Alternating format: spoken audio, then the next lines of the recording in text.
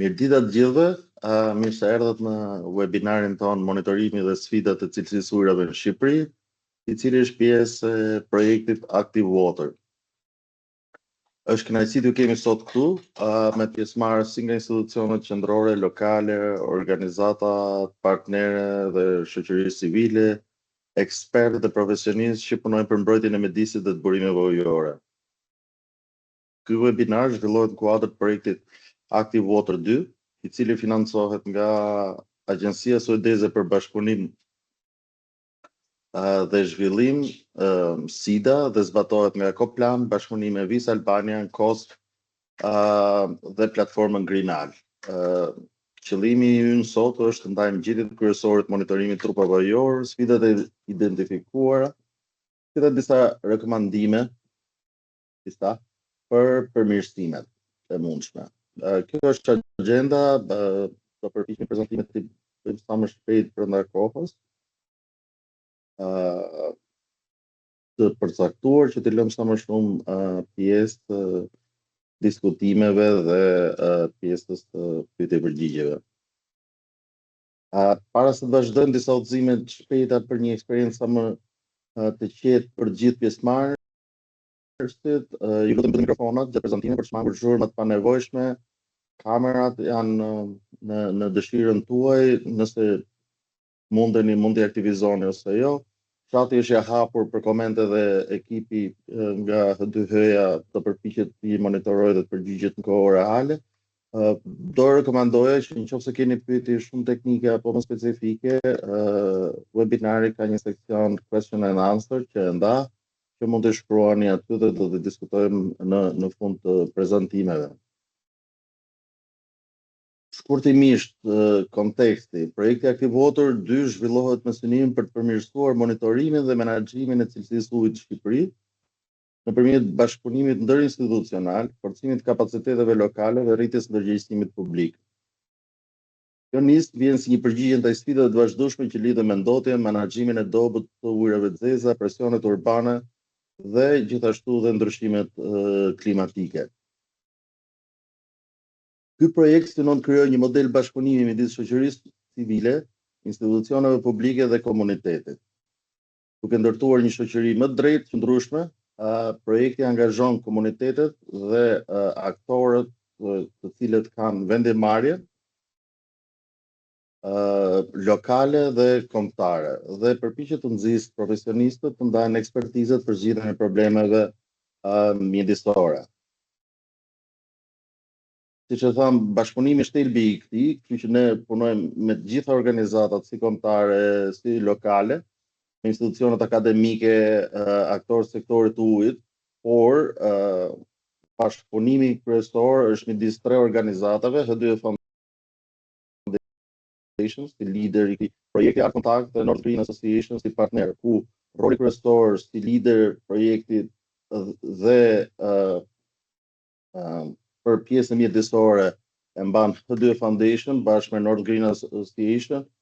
Për trashëgiminë kulturore dhe nxirritjen e vlerave mjedisore është angazhuar fuqimisht Art Contact dhe të tre partnerët me mbështetjen e vazhdueshme të Greenalit nxisim angazhimin qytetar dhe zhvillimin e politikave të qëndrueshme në bashkëpunim me të gjitha institucionet siç e përmenda. Ky bashkëpunim na ka mundësuar të adresojmë problematika që shkojnë nga ndotja e ujrave deri tek ndikimet sociale, turistike apo bujqësore. Projekti vjen si pjesë si rezultat i gjetjeve të dy projekteve të mëparshme të zhvilluara nga HDH Foundation, nga rezultatet të cilave u evidentua që cilësia e ujit për ujitje ndikon drejt për drejt tek toka, prodhimi bujqësor dhe zinxhiri ushqimor. Gjithashtu, disa liqene artificiale kanë humbur funksionin e tyre fillestar, pavarësisht se vazhdojnë të përdoren për turizëm dhe rekreacion. Kështu që duhet kërkuar një vlerësim i tyre në lidhje me aftësinë për të shërbyer funksioneve të reja që ato përdoren sot. Do përpiqemi që të shohim sot më detaj se si mund të arrijnë si po përpiqemi ne të arrijmë objektivat e projektit, duke shpjeguar monitorimin teren, trupat ujor me rrezik, çfarë thonë të dhënat për ndikimin mjedis, shëndet, bujqësi, dhe cilat parametra paraqisin problematikat kryesore.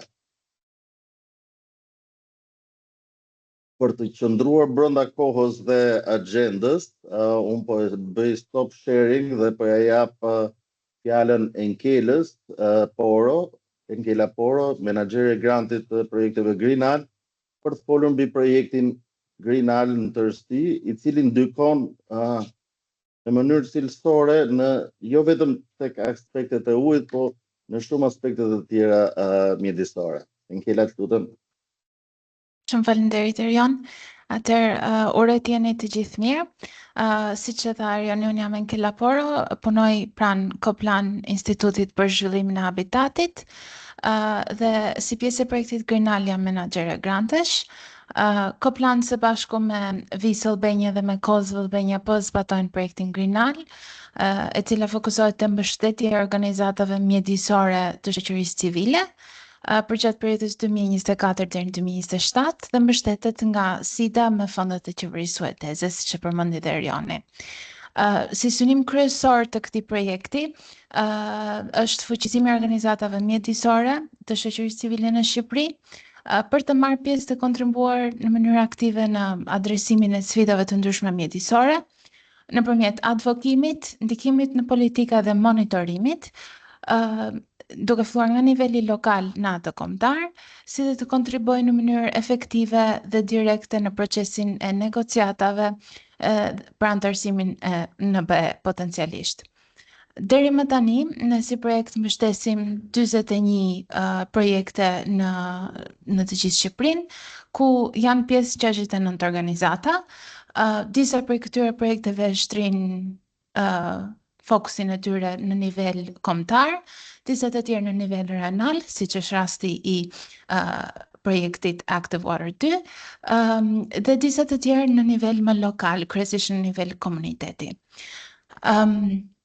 Temat e projekteve që janë në zbatim në të gjithë Greenalin ose që mbështeten nga Greenali mund të grupohen në 3 grupe të ndryshme, ku mund të përmendim temën e ndotjes, natyrën, ndryshime klimatike, dhe temat variojnë që nga monitorimi i ujrave, siç është rasti i projektit Active Water 2, te monitorimi i tokave, i ndotjes së tokave ndjes, tek çështjet e ripëllëzimit, varfëria energjetike e të tjerë. Thënë kjo, ne së shpejti do të hapim dhe një thirrje të re për organizatat tona të rjetit, por për këtë të njoftoheni dhe në vijim për më tepër. Ndër projekte që ne mbështesim, siç e thamë, është projekti Active Water 2, e cila zbatohet nga Fondacioni O2H, North Green dhe Art Contact. Dhe para se të lë fjalën kolegëve të O2H-s për të na folur më imtësisht në lidhje me rezultatet, dua t'ju ftoj të gjithëve që mund të kenë interes dhe tek aktiviteti kombëtar që ne si Greenal duam të zhvillojmë për t'i dhënë akoma më zë të gjitha rezultateve të gjetjeve për sa i përket ndotjes nga organizatat që ne mbështesim. Këtë përfshin gjetjet si nga O2H-ja si dhe nga organizatat e tjera në lidhje me ndotjen e ujit, të ajrit, ndotjen akustike dhe ndotjen e tokave gjithashtu. Kjo parashikohet të zhvillohet rreth javës së 2 të marsit, por të ndajmë ne më tepër detaje në vijim. Kështu që pa dashur të marr më shumë kohë, të lëm kohë rezultateve dhe gjetjeve të Active Water 2, duhet të lë prap fjalën Erionit ose pjesës tjetër të skuadrës. Faleminderit. Faleminderit Enkela për fjalët dhe prezantimin. Alicia ka për të prezantuar pjesën e zhvillimit të projektit Active Water 2.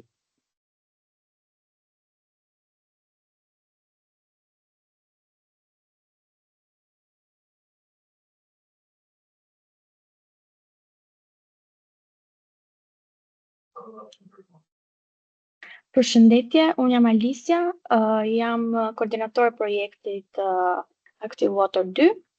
Projekti Active Water 2 synon të kryejë monitorimin e trupave ujor, trupave sipërfaqësor, ujrave sipërfaqësor në bashkitë Tiranë, Durrës, Fier, Elbasan, Belç, Vaudejës, Shkodër dhe Pustec. Ashtu sikurse përmendi edhe Erioni, është një projekt i cili zhvillohet në kuadër të projektit Greenal dhe është një projekt i financuar nga Agjencia Ndërkombëtare Suedeze për Bashkëpunim dhe Zhvillim me fondet e qeverisë suedeze. Ky projekt është bashkëpunim ashtu me dy partnerët tanë, North Green Association dhe Art Contact. Unë do të bëj një prezantim të projektit, aktiviteteve kryesore që kemi kryer, gjithashtu edhe ato sfida që ne kemi hasur gjatë zbatimit të këtij projekti. Përmes këtij projekti ne synojmë në nivel lokal dhe rajonal të adresojmë sfidat konkrete të ndotjes së ujrave dhe ndërhyrjet në habitatet natyrore. Gjithashtu dëshirojmë të krijojmë një rrjet bashkëpunimi jo vetëm me shoqërinë civile, por të organizatat e shoqërisë civile, por gjithashtu edhe me autoritetet lokale dhe komunitetet. Në nivel kombëtar synojmë të kontribuojmë në politika dhe strategji të menaxhimit të burimeve ujore. Dhe ndër më kryesoret është që të përfshihet për herë të parë në listën e monitorimeve liçenet artificiale dhe sistemet e kullimit që derdhen në lumenj apo në dete, pra këto trupa ujor të cilët nuk janë të përfshirë në planet e monitorimit nga institucionet ose nga planet strategjike që institucionet shtetërore kanë në zbatim. Gjithashtu, një pikë kryesore që ne synojmë të adresojmë është që të krijojmë një bazë të dhënash mbi cilësinë e burimeve ujore në Shqipëri, ku të bëhet një vlerësim i statusit aktual të liçeneve dhe rezervuarëve në Shqipëri. Gjithashtu të kryhet një monitorim për herë të parë të disa trupave ujor të cilat nuk janë monitoruar më parë, si dhe të kemi disa aktivitete gjithëpërfshirëse institucionale.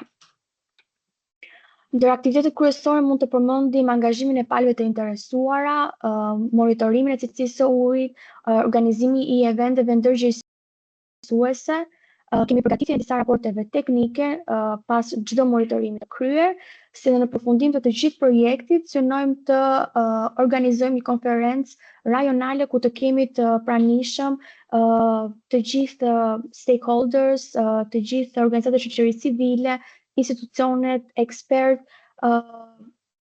çdo kush që është i interesuar ose është duke punuar në fushën e monitorimit të burimeve, të cilësisë së monitorimit të burimeve ujore në Shqipëri. Kemi kryer disa konsultime paraprake me të gjithë institucionet qendrore dhe lokale, ku kemi diskutuar mbi të gjithë ato trupa ujor që ne kishim planifikuar për të monitoruar, por duke u konsultuar dhe me ekspertë të fushës,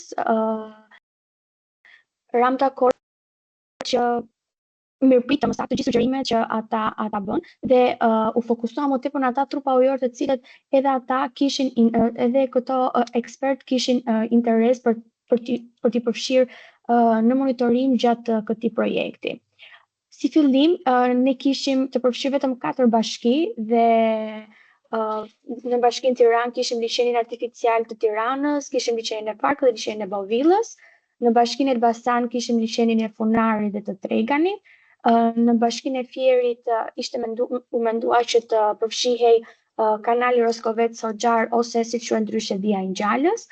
Në bashkinë Durrës ishte menduar të përfshihej liçeni i Durrësit, por i cili përdoret për ujë të pishëm, por gjatë vizitës në terren u vure që ky liçen ishte në fazë restaurimi, pasi kishte një problem në digë dhe u përfshi gjithashtu dhe hidrovori Hamallaj dhe një pikë në derdhjen në detin Adriatik.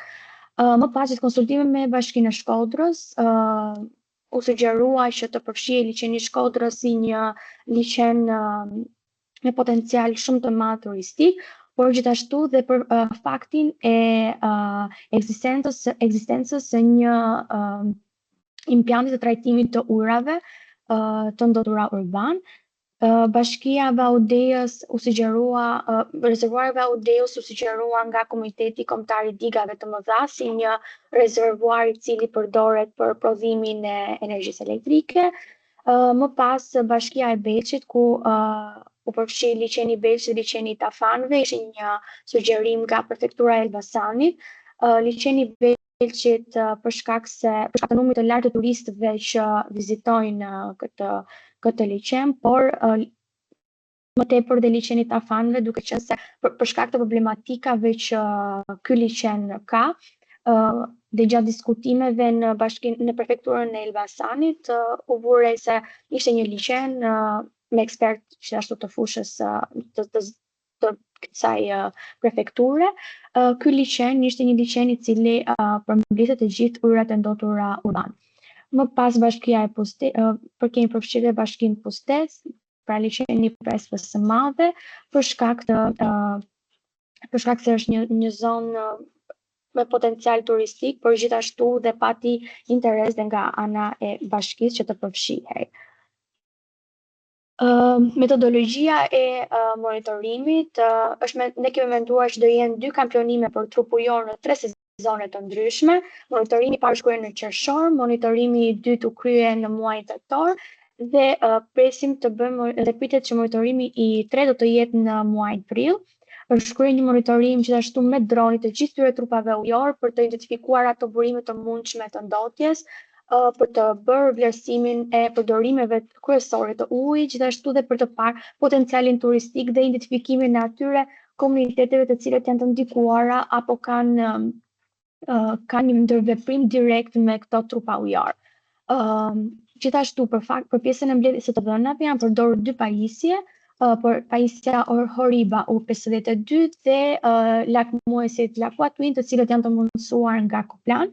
Për parametrat bakteriologjik është angazhuar Universiteti Bujqësor i Tiranës për faktin se është gjithashtu edhe një laborator i habilituar për kryerjen e këtyre analizave. Mbetet për të përmendur shumë një aktivitet gjithëpërfshirës që ne kemi bërë në liçenin e Bonvillës, ku kemi patur të pranishëm enti rregullator të ujit, Institutin e Shëndetit Publik, Prefekturën e Tiranës dhe Agjencinë e Menaxhimit të Burimeve Ujore, gjithashtu dhe stafin e Ujësisë kanalizimeve Tiranë. Gjatë vizitës tonë në terren në muajin qershor, ishte dhe periudhë turistike me shumë vizitor. Gjatë diskutimeve tona me punojësit e Ujësisë kanalizimeve Tiranë, rriti nevoja që duhet të vendosej një tabelë ku të ndalohej përdorimi i këtij liçeni për turizëm. Gjithashtu, duke qenë se është një liçen i përdorur për ujë të pijshëm, në bashkëpunim së bashku me UKT-n, u diskutua se një ndër sugjerimet tona ishte që ky liçen të rrethohej dhe të krijohej një zonë mbrojtje ose një zonë ku mos të përdorej ose mos të kishte më tepër ndikim nga njerëz apo nga turistët që vizitonin, një numër i lartë turistësh që vizitonin këtë zonë gjatë periudhës së verës. Gjithashtu, në liçenin në rezervuarin e Rubjekës, kemi patur të pranishëm në monitorimin ton gjatë muajit qershor enti rregullator të ujit dhe Agjencinë e Menaxhimit të Burimeve Ujore, ndërsa në liçenin e Shkodrës dhe në rezervuarin e Vallt të Dejës kemi përpatur përfaqësues nga Universiteti i Shkodrës nga Departamenti i Mjedisit. Mbetet shumë për të përmendur edhe fakti që gjatë këtij projekti dhe gjatë fazës së dytë të monitorimit, në të gjithë trupat ujor kemi patur të pranishëm Agjencinë e Menaxhimit të Burimeve Ujore. Kjo agjenci ka angazhuar stafin e saj së bashku me pajisjen Aquared për të kryer monitorimet në të njëjta pika, në të njëjtën periudhë kohore dhe për të mbledhur të dhëna. Parametrat thuajse janë të njëjtë, por me disa ndryshime. Thjesht për të parë më tepër në pjesën e validimit të dhënave dhe në saktësinë e të 2 pajisjeve që kanë qenë në përdorim gjatë këtyre periudhave. Ashtu sikur se përmenda edhe në fillim, pas çdo monitorimi ne hartohen raporte të monitorimeve me të dhënat të periudhave që janë kryer monitorime. Për hartimin e raporteve janë të angazhuar 2 ekspertë të fushës, një ekspert për menaxhimin e burimeve ujore dhe një ekspert që kryen analizën e të dhënave e parametrave fiziko-kimik dhe bakteriologjik. Të dy raportet janë të publikuara në faqen tonë të website-it, gjithashtu keni dhe QR code për të skanuar dhe për të aksesuar më shpejt. Përpara publikimit të raporteve, raportet dërgohen të gjithë institucionet, të gjithë ekspertët, të gjithë personat që janë takuar paraprakisht për konsultimet fillestare të projektit, për të marrë komente ose për të bërë ndryshime të cilat ne mund të kemi parë gjatë vizitave tona, gjatë kryerjes së monitorimeve. Gjithashtu mbetet për të përmendur se në këto raporte janë përdorur standardet e FAO-s, standardet e direktivave kuadër të ujit për ato reziduar që janë për ujitje, dhe për rekreacion janë përdorur vendimet e Këshillit të Ministrave 797 dhe 397. Gjithsesi, të gjithë standardet janë të vendosura me referencat përkatëse në raporte. Gjithashtu, një pjesë shumë interesante në këtë raporte është edhe ai gap që mbetet për të parë dhe për të përshtatur të gjithë standardet që ne kemi në Shqipëri dhe standardet që përdoren nga Bashkimi Evropian mbi parametrat që ne kemi monitoruar. Këtu janë disa statistika të gjithë projektit deri më tani. Është interesante fakti që ne kemi kryer disa intervista televizive dhe janë intervista të cilat kanë gjallur goxha interes në publikun e gjerë mbi të gjithë të dhënat që ne kemi prezantuar.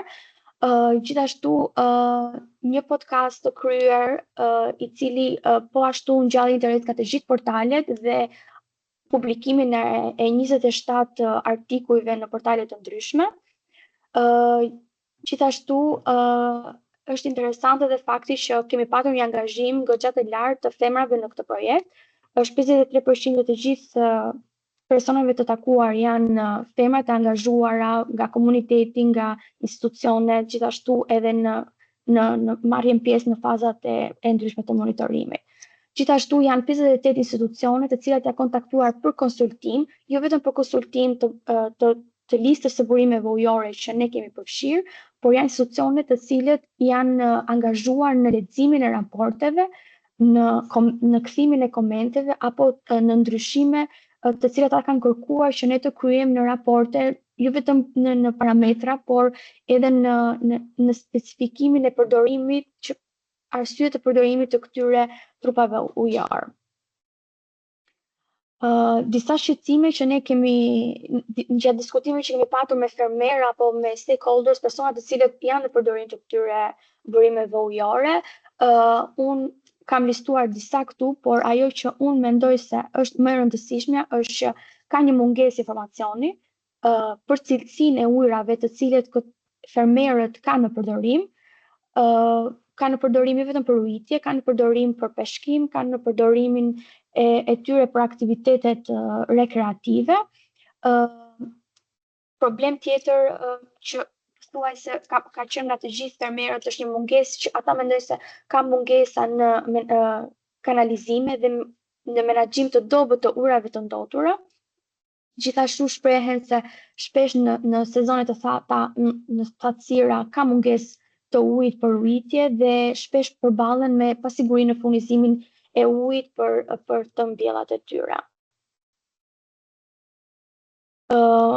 Ajo që dua të theksoj gjithashtu është konferenca lokale, një konferencë rajonale e cila është menduar të kryhet në muajin shtator. Gjithsesi të gjithë do të njoftoheni për këtë konferencë dhe jeni të gjithë të ftuar, gjithashtu edhe dikush që është duke punuar mbi cilësinë e ujrave në Shqipëri, të kryejë një prezantim ose thjesht për të marrë pjesë dhe pse jo të jemi të gjithë bashkë për të diskutuar apo për të arritur ato pritshmëritë, jo vetëm pritshmëritë tona, apo për të arritur në një konkluzion se si mund të menaxhojmë më së miri ose qëndrueshëm të gjithë burimet ujore dhe si mund të adresojmë sfidat e ndotjes dhe pse jo si mund të minimizojmë ndotjen, pra të gjejmë ato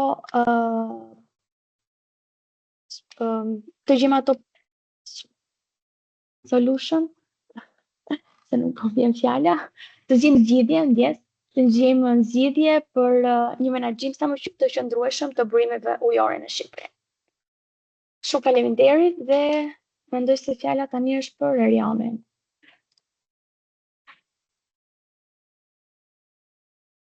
Faleminderit Alicia. Unë do të kaloj pak tek pjesa e Shumë faleminderit edhe për ti, Alicia. Tek prezantimi i gjetjeve, të cilat mund të jenë pak më interesante se sa shpjegimi i aktiviteteve që ne kemi bërë gjatë këtij projekti. Ndoshta mund të përgjigjen edhe pyetjeve që janë dhënë tek chati. Atëherë, si shpjegova rregullat, pyetje dhe përgjigje do ishte mirë që ti përgjigjemi në fund, pasi të bëjmë edhe prezantimin e gjetjeve dhe më pastaj mund ta bëjmë edhe diskutim të lirë edhe nëpërmjet pyetjeve përgjigjeve. Atëherë, qëllimi në këtë prezantim është që të tregojmë në mënyrë pak më detajuar rezultatet teknike nga monitorimi i cilësisë ujit, i cili është kryer në 2 faza për momentin, por përfshin një gamë gjërë parametrash fiziko-kimik dhe bakteriologjik, të cilën na japin një panoramë më të qartë gjendjes trupave ujor në Shqipëri, me fokus liçenet kur themi për trupat ujor. Shpresoj se e shikoni hartën e vendodhjes së pikave të monitoruara. Ajo që synojmë është që të evidentojmë problematikat kryesore, përmirësimet, tendencat që kërkojnë ndërhyrje të menjëhershme institucionale dhe infrastrukturore. Po siç mund ta shihni edhe nga ngjyrat, vetëm 1 nga 13 trupa ujor të monitoruar mund të konsiderohet në gjendje të mirë nga ndotja bakteriale. 3 nga 13 trupa ujor të monitoruar janë në gjendje të moderuar dhe 9 janë në gjendje të keqe. Pra si thash, referuar parametrave bakteriologjik,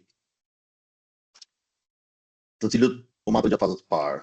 Pra, duke referuar rezultateve të fazës parë, tregojnë qartë se ndotja bakteriologjike është një nga problemet më të mëdha. Enterokoku intestinal është vetëm në 22% të pikave mund të konsiderohet në gjendje të mirë, 4% moderuar, por në 74% të pikave të monitoruara konsiderohet në gjendje të keqe. Total koliformi është një shpërndarje 35-30-35 nga e mirë tek e keqe. Escherichia coli është e njëjta tendencë si enterokokut, ku shumica e trupave ujor rezultojnë të ndotur rënd. Këto dhëna tregojnë praninë vazhdueshme të ndotjes fekale, e cila vjen kryesisht nga ujërat e zeza, urban dhe aktivitetet bujqësore. Siç mund ta shihni në tabelë, për total koliformin e mban rekordin rezervuari tafanëve në Bashkinë Beshk. Gjithsesi, edhe liçeni më i përdorur për rekreacion Shqipëri, ai artificial, ka vlerë 22 herë më të lartë se sa limiti i koliformave lejuar sipas legjislacionit. Për te çështjes së cilësisë të ujit me fokus mjedisin, ndotja bakteriologjike paraqet një rrezik të drejtë për shëndetin publik. Prandaj ne kemi quajtur çështjes edhe të sigurisë kombëtare në disa nga prononcimet tona. Sidomos trupat ujor që përdoren për rekreacion, për larje, për peshkim, apo që ndodhen dhe pranë zonave të banuara. Në shumë pika, vlerat e bakterieve kalojnë me 10 herë normën e lejuar nga standardet kombëtare, pa ju referuar FAO apo Bashkimit Evropian që te kalohen. Siç mund ta shihni nga tabela, rekordin për Escherichia coli e mban Vija e Ngjallës në Bashkinë Fier është një kanal që kalon pranë qytetit Fierit dhe ka vlerën 486 herë më të lartë se sa normës. Do flasim pak më vonë për vinin Gjallës, pasi është i vetmi pikë që ne kemi bërë dhe matje për oil and grease, vajra dhe grasto, të cilat edhe ato janë përtej normave kombëtare e ndërkombëtare. Të përpiqemi të përmendem nga pak shkurtimisht të gjithë pikat, 13 pikat e monitoruara. Bovilla ka treguar disa problematika që ka lidhje më tepër me pH-in, i cili u evidentua në fazën e parë, por me përmirësime në fazën e dytë, turbiditeti i lartë dhe pa ndonjë stabilizim. Kjo mund vijë edhe si pasojë e pikës së matjes, e cila është më afër brigjeve, të varet edhe nga aktivitetet apo rrymat që ndodhen aty. Natriumi dhe kaliumi vazhdojnë të jenë në rritje, që ka një sinjal për presione gjeokimike ose aktivitete njerëzore. Parametrat mikrobiologjik u matën gjatë fazës parë, do matën përsëri fazën tjetër, fazën e tretë, por rezultuan me disa norma shqetësuese. Megjithatë, fatmirësisht, siç e përmendi edhe Alicia, Ujësillës Kanalizime Tiranë ka pasur një bashkëpunim dhe një reagim me njëhershëm mbas prezantimit me këto të dhëna, të cilit ata nuk i monitoronin në mënyrë periodike, për të thënë vërtetën, por morën veprime dhe mendojmë që situata mund të jetë më e mirë gjatë fazës tjetër. Liçeni i Farkës është liçen i konceptuar fillimisht për aktivitete bujqësore, gjithsesi sot përdoret më shumë për rekreacion. Në të dy fazat evidentohet përkeqësim i pH-it, kaliumi mbetet problemi i vazhdueshëm, ndoshta edhe për shkak të aktivitetit bujqësor, megjithëse aty është relativisht minimal vizualisht, është më shumë një kantier ndërtimi dhe mund duhet parë pak më tepër ndoshta për mbetjet ndërtimore që mund të ndikojnë cilësinë e ujit. Parametrat mikrobiologjik në fazën e parë, të tre parametrat, coliformi enterococcus dhe Escherichia coli, dolën me nivele shumë të këqija, dhe duke parë trendin me zhvillimet urbane dhe presionet që ndodhen atje, ky trup ujor është mjaft i ekspozuar ndaj ndotjes urbane dhe bujqësore. Liçeni artificial i Tiranës është një pikë e njohur për problematikat e cilësisë të ujit në qytetarët e Tiranës. Nga monitorimi rezulton që ka luhati konsiderueshme të pH-it, turbiditeti ka pasur një përmirësim gjatë matjes të fazës 2, e cila ka qenë në muajin tetor. Parametrat mikrobiologjik matur në muajin qershor kanë qenë në gjendje mjaft të keqe dhe besojmë që këto parametrat dalin si kombinim i disa aktiviteteve, qoftë rekreacioni, aktiviteteve urbane, mungesa e sistemit të trajtimit të ujrave të ndotura, lidhja me kopshin zoologjike dhe me liçenin e thatë, janë probleme që teknikisht edhe janë evidentuar nga studime apo institucionet vetë.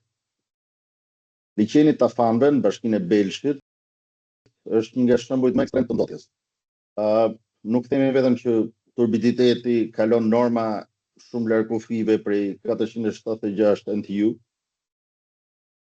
Kaliumi është 10 herë mbi normën, Escherichia coli 120 herë, coliform bakteria 100 herë, janë vlera jashtë çfarëdo lloj norme, duke bërë ujin të papërdorshëm edhe për ujitje apo çfarëdo lloj aktiviteti që mund përfshi njerëzit apo kafshët. Ky është një liçen që kërkon një vëmendje të menjëhershme institucionale, është një nga problemet më serioze në rezervuarët artificial për sa i takon cilësisë të ujit. Liçeni i Trajganit ka probleme forte të vazhdueshme të paraqitura në rezultatet e dy fazave, turbiditeti, natriumi, nitritet, tregon një përkeqësi nga faza e parë në fazën e dytë. Kalciumi dyfishohet në vlerë gjatë fazës dytë. Parametrat mikrobiologjik gjatë fazës së parë ishin mjaft të dobët. Këto gjetje tregojnë një ndikim si nga bujqësia, si nga shkarkimet e patrajtuara të ujrave urban. Praktikisht kanalizime të familjarëve të fshatit rreth.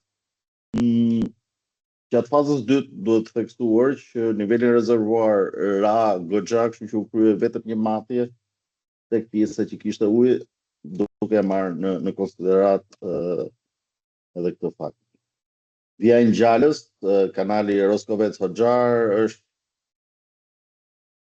një kanal i ndotur si pasojë e shkërkimit të ujrave të përdorur urban dhe nga industria nxjerrëse e hidrokarburave. Tu bëjmë një nga rastet më të rënda, jo vetëm ndotjes bakteriologjike, por edhe ndotjes nga industria kimike. Përgjegjësi në fazën e dytë të monitorimit paraqit turbiditeti, nitratet, kalciumi, kaliumi, disa herë mbi normën, është një problem i vazhdueshëm dhe pritshmëritë janë që edhe në monitorimin e tretë po të njëjtat gjetje do kemi. Parametrat mikrobiologjik janë evidentuar në gjendje ekstremisht të keqe, domethënë siç e përmenda 486 herë Escherichia coli mbi normën. Liçeni Shkodrës ka disa parametra që tregojnë përgjegjësinë e turbiditetit dhe kalciumit, ndërsa pH-i ka pasur një përmirësim gjatë monitorimit të fazës dytë në tetor. Escherichia coli e matur vetëm gjatë fazës parë ka pas vlera të këqija. Ndikimi kryesisht ne mendojmë që vjen nga aktivitetet urbane, si dhe nga derdhja e lumeve që sillen ngarkesë përmes basenit të ujëmbledhës. Duke qenë se liçeni i Shkodrës ne morëm një pikë pranë lidhjes me lumin e Bunës, por ka shkarkime edhe nga burime të tjera. Liçeni i Prespës të Madhe pash një përmirësim të pH-it në fazën e dytë, problematika të larta me turbiditetin, kaliumi dhe parametrat mikrobiologjik mbeten shqetësues. Mendojmë që ndikimet nga bujqësia është faktori kryesor që shkakton ndotjen në liçenin e Prespës. Pa u zgjatur shumë, ajo që mendojmë ne se tregojnë rezultatet, u tha pak a shumë e përmbledhur për çdo trup ujor, por praktikisht ndotja bakteriologjike është një nga sfidat më serioze në trupat ujor. Parametrat kimik shpesh e kalojnë çfarëdo lloj norme, edhe ato kombëtare, qofse nuk janë të parafruara me direktivën kuadër të ujit apo me direktiva tjera. Trendi tregon një kombinim ndikimesh urbane, bujqësore, rekreative dhe industriale. Janë të gjithë pjesët që ndikojnë në përkeqësimin e cilësisë të ujrave. Dhe ndotja është aq e lartë, domethënë sa në disa raste matjet tona në terren, pajisjet kanë një kufizim diapazoni dhe ndotja e kalonte edhe diapazonin e pajisjes. Ne mendojmë që kjo kërkon një ndërhyrje si në nivel kombëtar, ashtu edhe në nivel lokal. Ajo që kemi thënë gjithmonë janë ujërat e ndotur, urban, siç u përmend dhe lihen takimin e organizuar nga Ministria e Mjedisit në lidhje me kapitullin 27 për mjedisin. Çështja e ujërave të ndotur urban është një çështje që është prioritet, por që do dojë kohë dhe do dojë investime serioze. Gjithsesi rekomandojmë që fokusi të shkojë tek zonat që kanë ndikim më të madh në trupat ujor, siç themi liçenin e Tafanave, në bashkinë e Belshit, dhe do bërë dhe një vlerësim të cilat nga zonat që nuk kanë shërbim të trajtimit të ujrave të ndotur kanë ndikimet më të larta mjedisore bazuar në popullat apo në matje të trupave ujor. Është thënë gjithmonë, jo vetëm nga ne si organizatë, nga gjithë politikbërësit dhe aktorët, që praktikat bujqësore duhet të përmirësohen.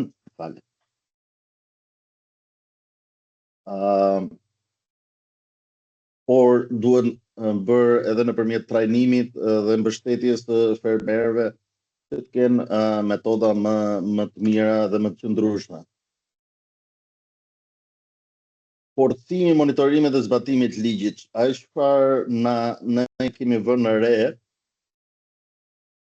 është që institucionet nuk kanë buxhetet e përkatëse për të kryer monitorimin apo edhe për të marrë masa, po gjithsesi ka disa situata që kanë të bëjnë me kontrollin e territorit, ku biznese si bare, restorante, po edhe banor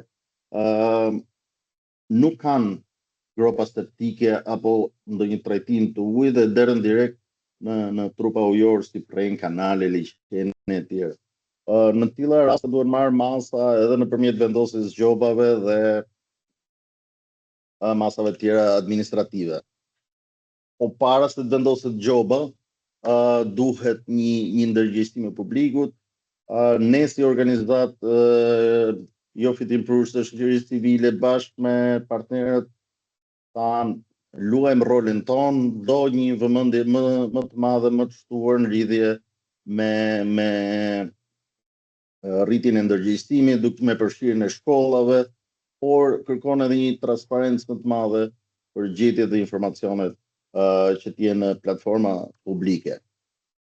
Ajo që ne kemi rekomanduar, sidomos për rezervuaret që përdoren për ujë të pishëm, është përcaktimi i zonave buferike dhe infrastruktura e gjelbër. Planet e menaxhimit të burimeve ujore duhet të jenë më të integruara, duke marrë në konsiderat edhe cilësinë e ujit, jo vetëm përdorimin e tyre, dhe një nga rastet që kërkon trajtim serioz, po që ne si shoqëri civile vetëm mund ta ngrem si problem, është bashkëpunimi midis institucioneve. Kemi vënë re që disa institucione funksionojnë mirë duke bashkëpunuar me njëri tjetrin, disa institucione nuk bashkëpunojnë mirë, por për më tepër është dhe rasti i liçenit të Shkodrës dhe të Prespës, që janë ujëra kufitar, kështu që kërkon një bashkëpunim të mirë midis institucioneve shqiptare në nivel kombëtar dhe lokal, por kërkon një bashkëpunim të mirë edhe me institucionet e vendeve fqi. Unë me kaq bashkë me Alisian e mbyllim pjesën e prezantimit dhe gjetjeve dhe kalojmë ndoshta tek pjesa që ka të bëjë me komentet, pyetjet, në një mendim. Unë mikrofonat tani ju mund t'i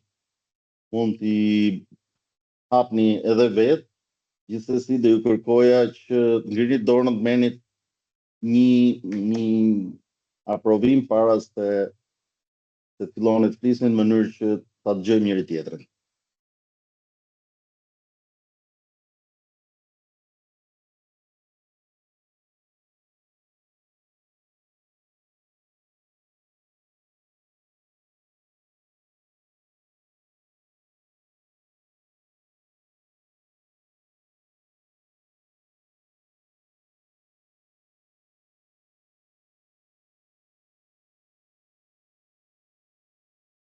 Unë sugjeroj se keni disa pyetje të bëra në chat që mund të jepin përgjigje dhe pastaj do një diskutim ndërkohë.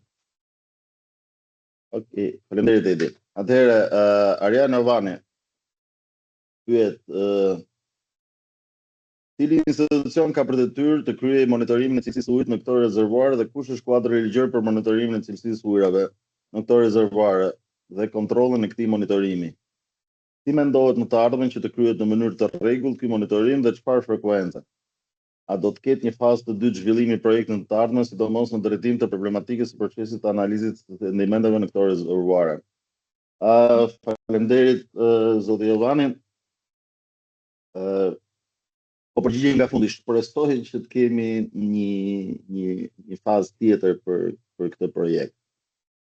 Institucioni përgjegjës realisht është Agjencia Kombëtare e Mjedisit për mbledhjen dhe raportimin dhe kryerjen e monitorimit. Gjithsesi, ne jemi koshient edhe nga diskutimet që kemi bërë me Agjencinë Kombëtare të Mjedisit që ata kanë buxhetet pamjaftueshme për të mbuluar gjithë trupat ujor dhe janë fokusuar në disa trupa ujor mjaft të rëndësishëm kryesor, përgjithsisht në rrjedhët e lumejve, po jo në rezervuare. Siç ju mund ta dini, Shqipëria është një nga vendet më të pasur me rezervuar dhe diga dhe ka rreth 700 mbi 700 në të gjithë territorin.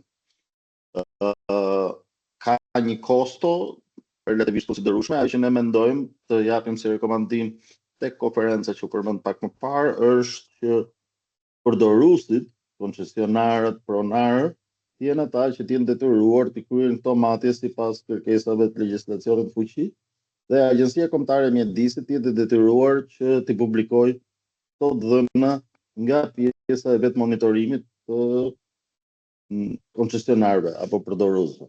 Alicia, pyetje tjetër?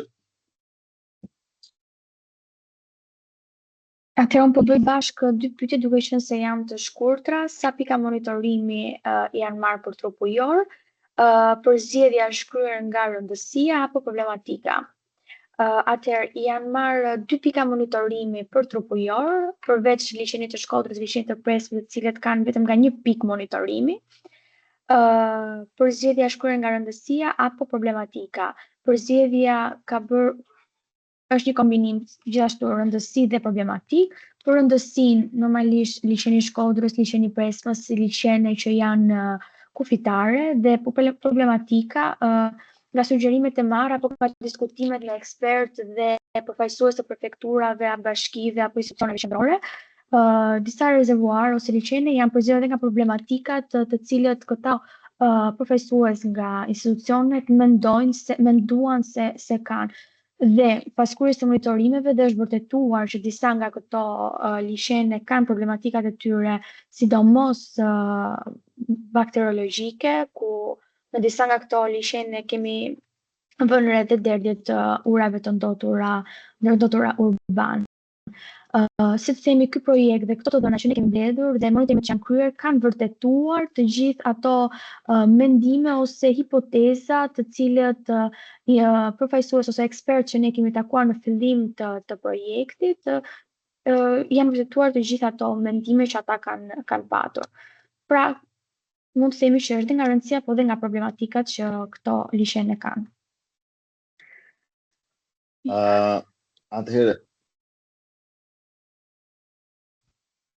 Atëherë pyetja e radhës nga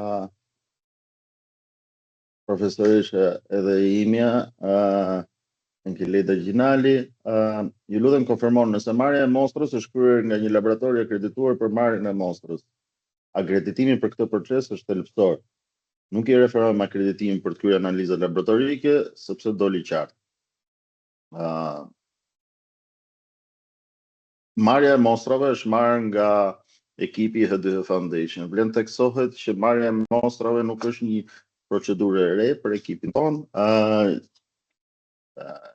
Në fotografi këtu të Alice duket edhe Ilshe Kostovski, i cili ka një eksperiencë gjatë në marrjen e kampioneve në monitorimet mjedisore. Gjithashtu kemi pasur trajnim jo vetëm për përdorimin e aparaturave, cilët bëjnë matjen terren për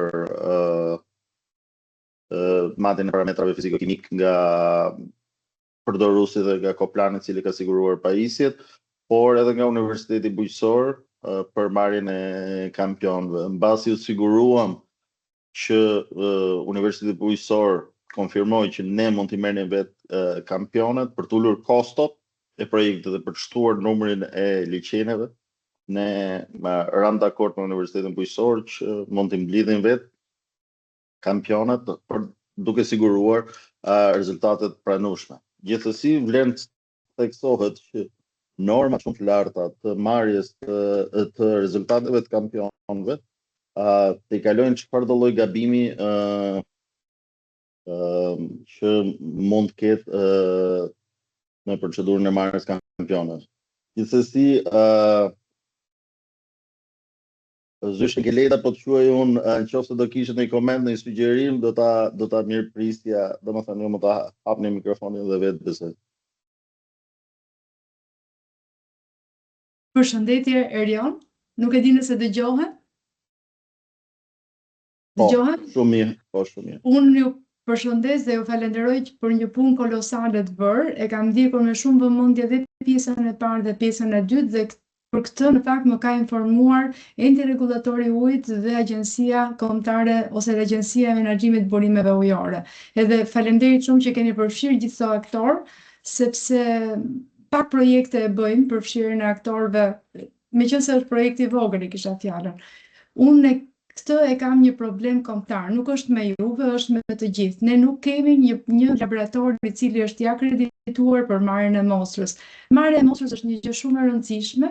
Unë nuk vë në dyshim eksperiencën e gjithë ekspertizës që ju e keni shfrytzuar në projekt, por ne duhet ta bëjmë këtë një problem kombëtar, sepse ka shumë rëndësi të dimë që si duhet jetë kjo procedurë, që ne ta procedojmë njësoj dhe të krahasojmë mollën me mollën, po jo mollën me dardhën. Diferenca është e vogël sepse të dyja fruta janë, por e rëndësishme është krahasojmë të njëjtën. Kështu që ky është i vetmi komenti imi, edhe një meqense mora fjalën pse ju prezantuat vetëm 8 nga 13 pika monitorimi, po prisja me shumë kurreshti edhe për hidrovorin për shembull në Durrës. Faleminderit për komentet dhe sugjerimet. Një nga arsyet që Alicia prezantoi atë konferencën e shtatorit, dhe do kishim nderë dhe kënaqësi që ju të ishit pjesë, është në lidhje edhe me këto çështje që kanë të bëjnë me çështje teknike. Në projekte të tjera ne kemi marrë Universitetin Bujqësor për të marrë kampionët, gjithsesi që është institucion akredituar për analizat, nuk e dim për marrjen e kampionëve, po ne mendojmë që institucion akademik e din ta bëjnë punën e tyre. Kemi pas komente realisht nga Instituti i Higjienës kur ka marrë pjesë në lidhje me mënyrën, që kemi ajustuar pak edhe disa detaje dhe pranojmë që rezultatet tona janë teknikisht, po themi të pranueshme, jo shkencërisht 100% sakta në kuadër të një programi, të një organizate jo fitimprurëse. Unë kam vesë që flas gjatë, prandaj lash vetëm me 8 trupa ujor. Hamalla, hidrovori Hamalla, ne prisnin një ndotje të madhe realisht, na ka zhgënjur, sepse nuk kishte ndotje bakteriale, kishte brenda normave, hidrovori Hamallave në shkarkim, edhe në kanale edhe në derdhin në det ku bëm matje. Arsyeja na morëm vesh gjatë monitorimit dytë, sepse kishte disa devijime për punime në kanal. Që sasia e ujit që vinte ishte pak a shumë një sasi e limituar apo duke fjetur, nuk ishte me këtë. Kështu që prandaj nuk doja të vija tekst për të mos futur panik për plazhet pa pasur një dhënë distime të besueshme.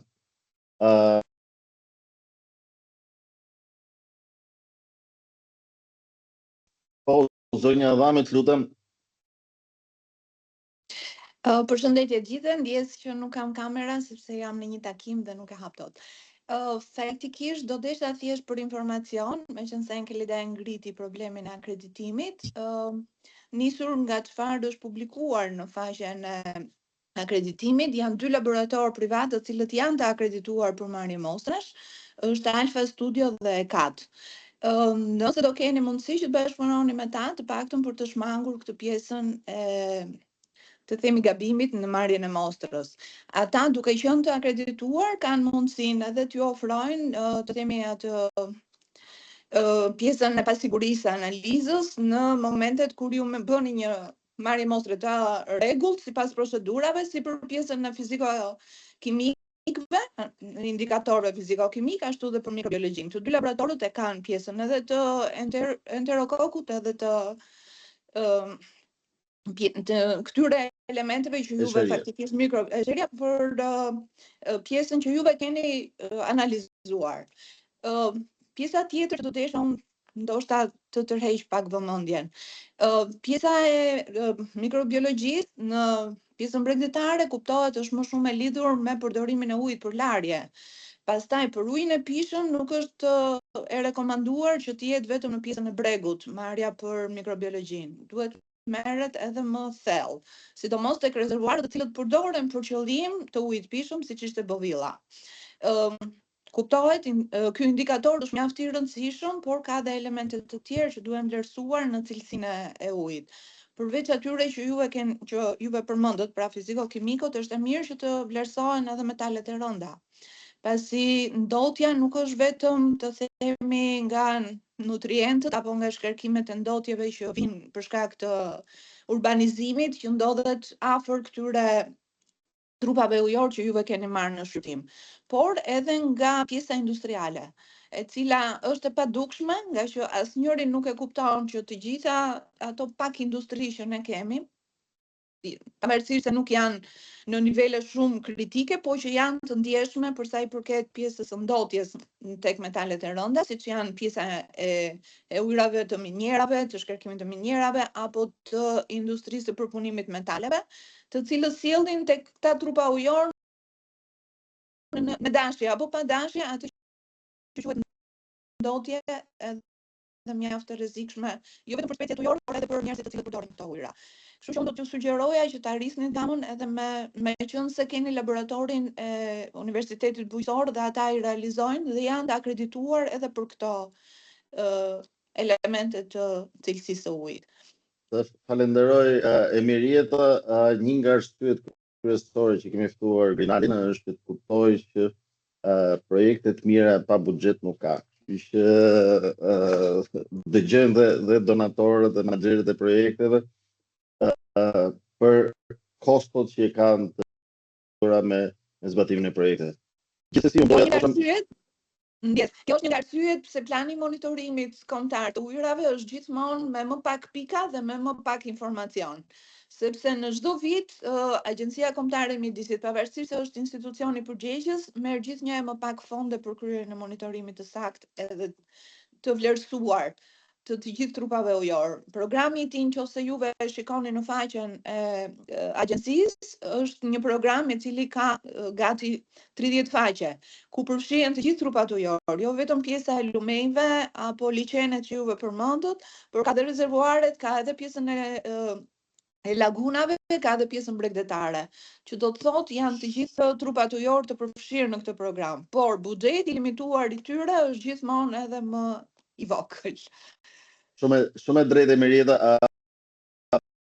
para se të jap radhën edhe të tjerëve edhe rreth 10 minuta me që nisëm pak më vonë, është çështje kosto e buxhetit. Megjithatë me kënaqësi ajo që mund të them është që stollëm çështjen e cilësisë të ujërave në një vëmendje kombëtare duke u bazuar në disa analiza.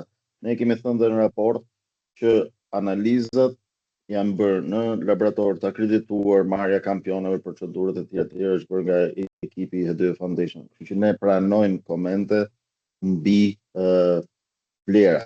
Megjithatë, marzhet e gabimit sa do të jenë nga marrja jonë si të pa akredituar po të ditur në marrjen e kampionave, ngrej një problem, një shqetësim serioz në lidhje me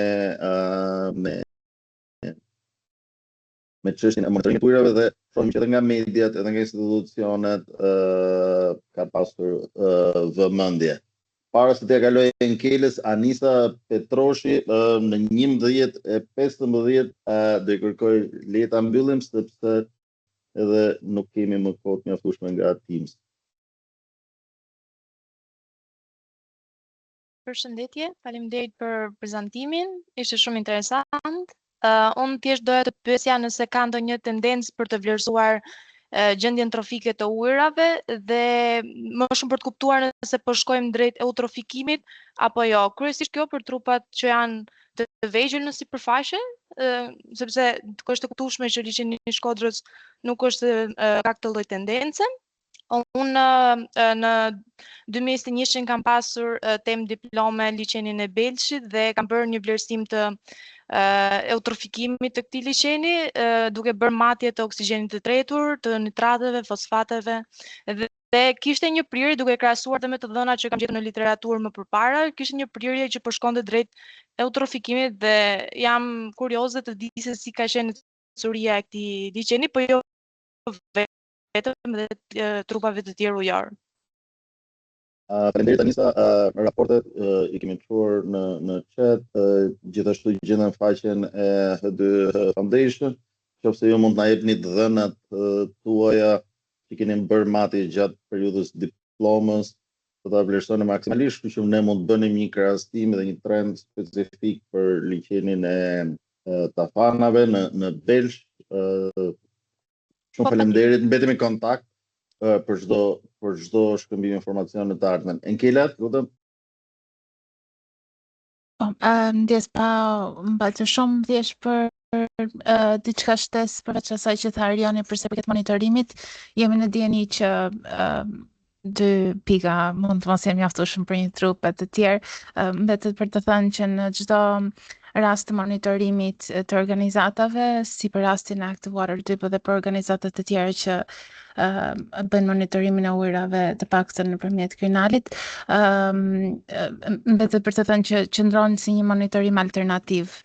Prandaj neve si në rastin e Active Water 2 synohet që të bashkëpunohet sa më shumë me institucionet në momentin që të krijohet një të paktën pikpamje për situatën deri diku të trupave që pastaj të mund të vazhdohet për monitorime më të thella dhe kompletisht akredituar pastaj nga agjencitë, institucionet të tjera përkatëse.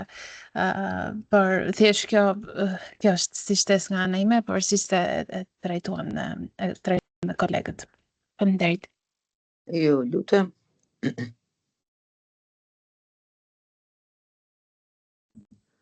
A mund të bëj një pyetje, lutem?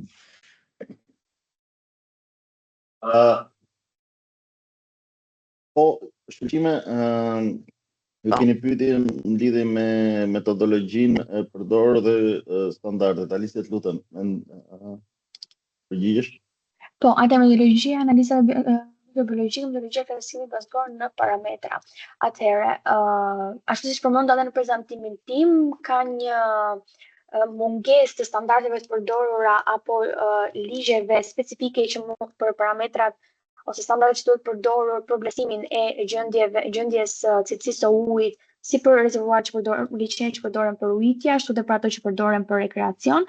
Janë përdorur standardet e FAO dhe direktivat kuadër të ujit për ato liçene që përdoren për ujitje dhe më pas për ato të cilët përdoren për rekreacion, është përdorur ligji 797 dhe 397, por si bazë ligjore në fillim të nisjes së gjithë projektit është përdorur ligji për burimet ujore, ai 29 I 2024-s.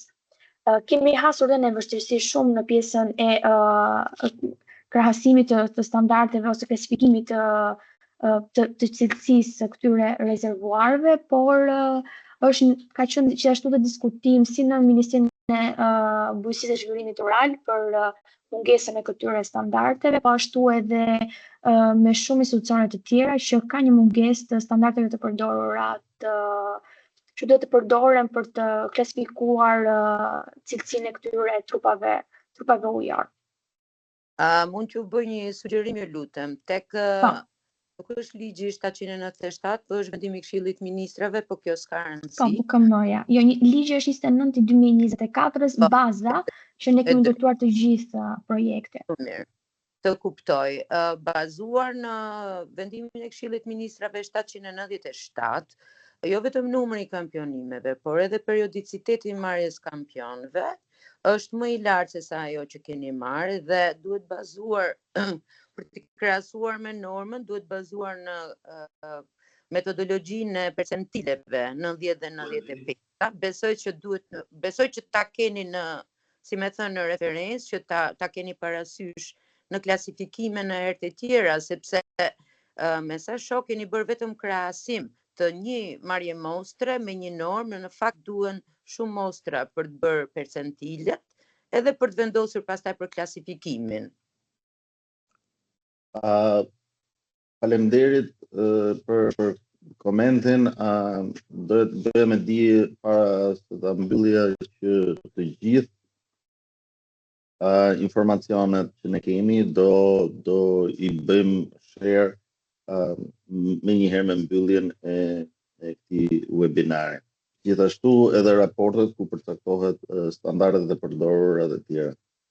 Në rregull, okay. Synimi jon si organizatë e Fitipërse me ndjeshmëri të lartë në lidhje me çështjet që kanë të bëjnë me cilësinë e ujit dhe menaxhimin e burimeve ujore, kanë pasur si qëllim hapjen e këtij lloji diskutimi. Për ne është një arritje e madhe që diskutimi ka kaluar në nivelet teknik për numrin e kampionave, për mënyrën e marrjes kampionave, për procedurën e analizave, sepse në projekte të tjera apo në diskutimet të Tereza Trombollaka, kur kemi folur për çështjen e ndotjeve, qoftë fizike, qoftë kimike, qoftë bakteriologjike, burimeve ujore, nga ana institucioneve, po edhe qytetarët e kanë paragjykuar si problem, nuk e kanë marrë të mirë qenë që ky problem është realisht kaq i madh, dhe sot jemi para faktit që ky problem i bazuar në disa monitorime ka ngritur një diskutim dhe po rrit një vëmendje.